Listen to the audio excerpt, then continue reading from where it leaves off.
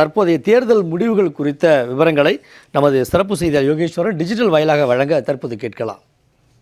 சண்முகவேல், காலையில் 8 மணிக்கு இந்த வாக்கு எண்ணிக்கை தொடங்கியது. சரியா இப்போ வரைக்கும் நேரம் பார்த்தோன்னா 2 மணி நேரம் 20 நிமிஷமா அந்த வாக்குகளை எண்ணிட்டு இருக்காங்க.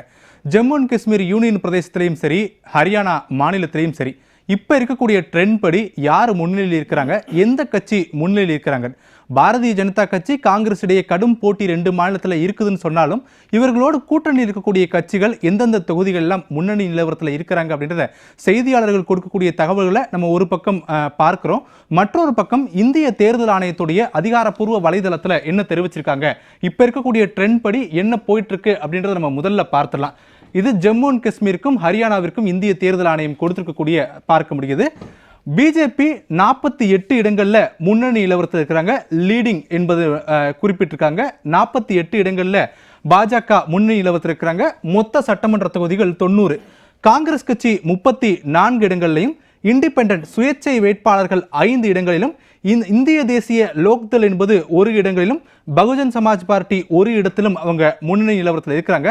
இதில் நம்ம ஒன்றை கவனித்து பார்க்கணும். பாரதிய ஜனதா கட்சி ஹரியானா மாநிலத்தில் 48, இந்திய தேசிய காங்கிரஸ் கட்சி 34, இண்டிபெண்டன்ட் 5 இடங்கள்ல. இதுல பகுஜன் சமாஜ் கட்சியும் இந்த லோக்தள் பார்ட்டியும் ஆல்ரெடி கூட்டணி இருக்கிறாங்க. பாரதிய ஜனதா கட்சிக்கு அவங்க மறைமுக ஆதரவு ஏற்கனவே நம்ம கடந்த தேர்தல் காலங்களாக இருக்கட்டும், ஹரியானா மாநிலத்துடைய அரசியல் நகர்வுகளாக இருக்கட்டும் நம்ம முன்பு பார்த்திருக்க முடியும். அப்படி பார்க்கும்போது பாரதிய ஜனதா கட்சிக்கு இந்த 48ஓடு சேர்த்து இந்த 2 முன்னணி நிலவரங்களையும் சேர்த்து கொண்டால் தோராயமாக 50 இடங்கள்ல பாஜக முன்னணி நிலவரத்தில் இருக்கிறாங்க.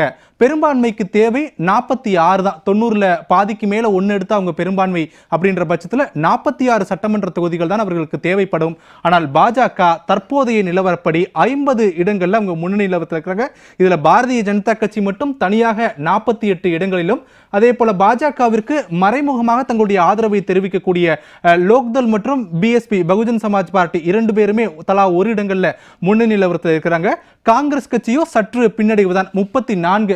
8 மணிக்கு தொடங்கிய இந்த வாக்கு எண்ணிக்கை முதல்ல ஒரு 1.5 மணி நேரம் காங்கிரஸ் கட்சி தான் ஹரியானா அப்பா வெற்றி பெற்றுட்டாங்க அப்படின்னு சொல்லி டெல்லியில் இருக்கக்கூடிய காங்கிரஸ் கட்சியுடைய தலைமை அலுவலகத்தில் எல்லாம் கொண்டாட்டங்கள் தொடங்கப்பட்டு விட்டது. இனிப்புகள் வழங்கினாங்க, பட்டாசுகள்லாம் வெடிச்சதா சண்முகவில் நீங்க பார்த்திருக்கலாம். ஆனா இப்ப ட்ரெண்டே அப்படியே மாறிடுச்சு. பாரதிய ஜனதா கட்சி மற்றும் அதன் கூட்டணிகள் தான் 50 இடங்கள்ல முன்னணி நிலவரத்தில் இருக்கிறாங்க.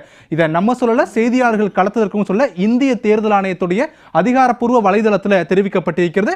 காங்கிரஸ் கட்சி 34 இடங்கள் தான். ஆனா இது இன்னும் அதிகாரப்பூர்வமாக சொல்லப்படாத தகவல். வெற்றி தோல்வி என்று அறிவிக்கப்பட்டதற்கு பிறகு காங்கிரஸ்க்கு எவ்வளோ, பாஜகவுக்கு எவ்வளோ, இவங்களுடைய கூட்டணியில் இருக்கக்கூடிய கட்சிகள் எந்த தொகுதிகளில் எத்தனை முன்னணி நிலவரத்தில் இருக்கிறாங்க, வெற்றி பெற்றிருக்காங்க அப்படின்றதெல்லாம் பார்க்க முடியும். ஹரியானாவை பொறுத்தவரையில் பாஜக ரேஸ்ல முந்தி இருக்கிறாங்க, காங்கிரஸ் கட்சி சற்று பின்னடைவு இருக்கிறது. ஆனாலும் கூட ஒரு சில நிமிடங்களுக்கு இடையே பாஜகவிற்கும் காங்கிரஸுக்கும் இடையே ஒரு கடுமையான இழுபறி நீடிக்கிறது அப்படின்றத தேர்தல் ஆணையத்துடைய அதிகாரப்பூர்வ வலைதளத்தில் பார்க்க முடியுது. 2வது ஜம்மு அண்ட் காஷ்மீருடைய யூனியன் பிரதேசம். 2014க்கு அப்புறம் நடைபெறக்கூடிய சட்டமன்ற தேர்தல். 2019 ஆர்டிகல் 370 ரத்து செய்யப்பட்ட பிறகு நடைபெறக்கூடிய சட்டமன்ற தேர்தல். தேர்தலுடைய பிரச்சாரங்கள் ரொம்ப புதுவிதமான யுக்திகளை காங்கிரஸ் கட்சி கையாண்டு இருந்தாங்க. அதற்கான காரணம், பாரதிய ஜனதா கட்சி ஆர்டிகல் 370 நாங்கள் மீண்டும் கொண்டு வர மாட்டோம், அதில் ரொம்ப உறுதியாக இருக்கும்ன்றத வெளிப்படையாகவே பிரதமர் நரேந்திர மோடியில் தொடங்கி அமித்ஷா உள்ளிட்ட பலரும் தேர்தல் பிரச்சாரங்களில் தெரிவிச்சிருந்தாங்க. ஆனால் காங்கிரஸ் அதன் கூட்டணி இந்த யுக்திகளை மறைமுகமாக கையாண்டாங்க அப்படின்றத தேர்தலுடைய பிரச்சார காலங்களில் நம்ம பார்க்க முடியுது. அதற்கான காரணம், ஜம்மு காஷ்மீரில் காங்கிரஸ் கட்சியை பொறுத்தவரையிலுமே மாநிலத்திற்கான அந்தஸ்து மீண்டும் பெறப்படும் அப்படின்றத மட்டும்தான் ராகுல் காந்தியில் தொடங்கி காங்கிரஸ் கட்சியினுடைய தேசிய தலைவர் மல்லிகார்ஜுன் கார்கே வரைக்கும் பிரச்சார கூட்டங்களில் முன் வச்சாங்க. ஆனால் ராகுல் காந்தியுடைய கூட்டணியில் இருக்கக்கூடிய உமர் அப்துல்லா, ஃபருக் அப்துல்லா மட்டுமே 370 மீண்டும் கொண்டு வரப்படும் அப்படின்ற பிரச்சாரங்களை முன்வைத்தாங்க. ஸோ காங்கிரஸ் கட்சியும் அவருடைய கூட்டணியில் இருக்கக்கூடிய ஃபருக் அப்துல்லாவும் தங்களுக்கான யுக்திகளை பிரித்து கொண்டு தேர்தல் எல்லாம் சந்தித்திருந்தார்கள். அப்படிப்பட்ட நிலையில்தான் 3 கட்டங்களாக நடைபெற்று முடிந்திருக்கக்கூடிய அந்த வாக்குப்பதிவுடைய எண்ணிக்கை என்பது நடைபெற்று வரக்கூடிய நிலையில தற்போதைய நிலவரப்படி தேசிய மாநாட்டு கட்சி ஃபருக் அப்துல்லா தலைமையிலான கட்சி 39 இடங்கள்ல முன்னணி நிலவரத்தில் இருக்கிறாங்க. தேசிய மாநாட்டு கட்சியோடு கூட்டணியில் இருக்கக்கூடிய அகில இந்திய காங்கிரஸ் கட்சி 8 இடங்கள்ல முன்னணி நிலவரத்தில் இருக்கிறாங்க. பாரதிய ஜனதா கட்சியை பொறுத்தவரையிலுமே 28 இடங்கள்ல முன்னணி நிலவரத்தில் இருக்கிறார்கள்.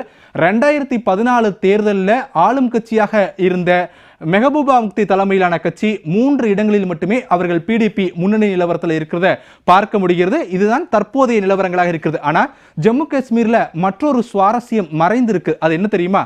ஜம்மு காஷ்மீர்ல தேசிய மாநாட்டு கட்சி, காங்கிரஸ் கட்சி 2 பேருமே முன்னணியில் இருக்கிறாங்க.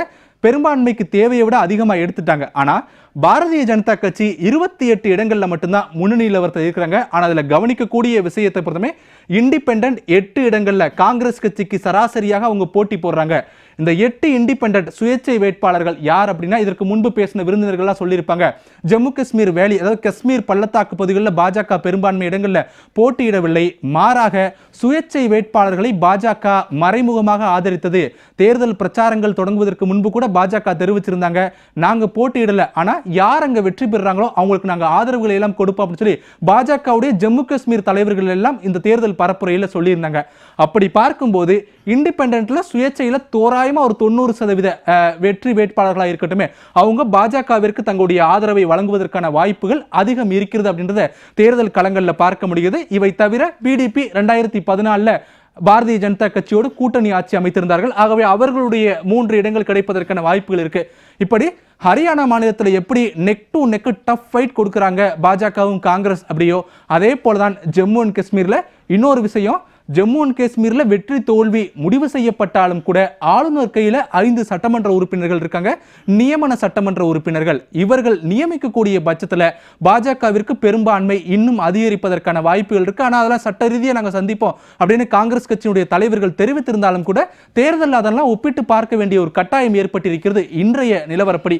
அதன் அடிப்படையில் ஜம்மு அண்ட் காஷ்மீர்லையும் சரி, ஹரியானாலையும் சரி, சண்முகவேல் ரெண்டுலையுமே காங்கிரஸ் கட்சிக்கும் பாஜகவிற்கும் ஒரு கடுமையான போட்டி இருக்கு அப்படின்றத இந்திய தேர்தல் ஆணையத்துடைய அதிகாரப்பூர்வ அந்த லீடிங் பாயிண்ட் மூலமா நம்ம தெரிஞ்சு கொள்ள முடியுது.